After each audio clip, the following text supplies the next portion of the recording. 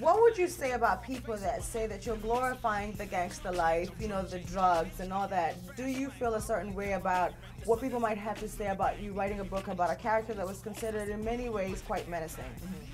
Well, it's interesting as far as Meech as a character and exploring his character, because he, you know, like every human being, I think he has some really good traits and some really bad traits, you know. And I wanted to get into the mind of somebody who, you know, by some accounts, to the street in Detroit, he was a star. He was a hero. He was viewed by many people as a hero. I didn't want to make him a hero. I didn't want to make him a villain. I wanted to make him a person. You know, and that was sort of my intent. And so that, I hoped that by taking that tack, that it was not glorifying the drug game. You know, I think that in the end, what happened to them should hopefully be a deterrent to people who are, you know, thinking that that's a glamorous life. You know? I think what I kind of liked about it is that you do paint him as a character that does all those things, but at the same time is very much a family guy, very much cared about his crew, and I think that kind of speaks on the loyalty that he generated with his people, because he really seemed to have been the kind of guy that treated his followers very well.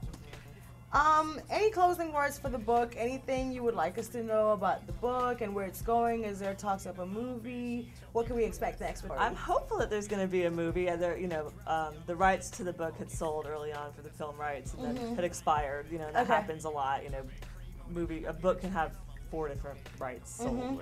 Are we going to get to hear the other brother's story? Do you know yet? I'm really hopeful. Actually, Meech was willing to talk to me. Terry, and I was going through Terry's attorney at this time. It was before he was in prison. Was not so willing, but you know, now I'm hopeful that I will get to hear from Terry, and so hopefully. That would be really interesting. I think it's, you know, it's one thing to hear this side of the story, but it would be interesting, I'm sure, for others to hear Terry's side of the story and what happened on his end and what it was like, because this is the Atlanta, it seems, more of the story. So it would be interesting to see the LA side of the story as well, because Meech set up in Atlanta, running Atlanta, and some other cities too. And then you have Terry, who's operating this LA, you know, where all the drugs are basically coming in. And that was really the other thing that's just pretty fascinating about these guys was how they were involved with a lot of hip hop artists. Yes, absolutely. And that was Meech's dream. When I asked Meech, like, okay, 15 years, 20 years you had in the drug game, at the end of it being at the very top, making more money, literally $270 million is a conservative estimate of what they pulled in. They had a year? 500 people working for them. No, this was over the course of time, but that's profit. You know? You know, what was the high point? I asked him, and he was like, oh, definitely pushing Jeezy, which you know, he likes to believe, and I think Jeezy would say the same thing, that he had some influence on Jeezy's career. I think in the book you kind of described that moment as him saying that it felt better than the drug and everything that he had been through at that point.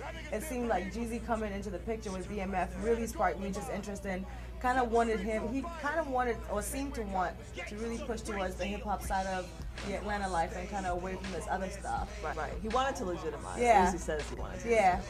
I think it was off to a good start. He had picked a really great artist, because we all know that Jeezy is now one of the hottest artists. So, but he wasn't, you know, Jeezy wasn't his artist.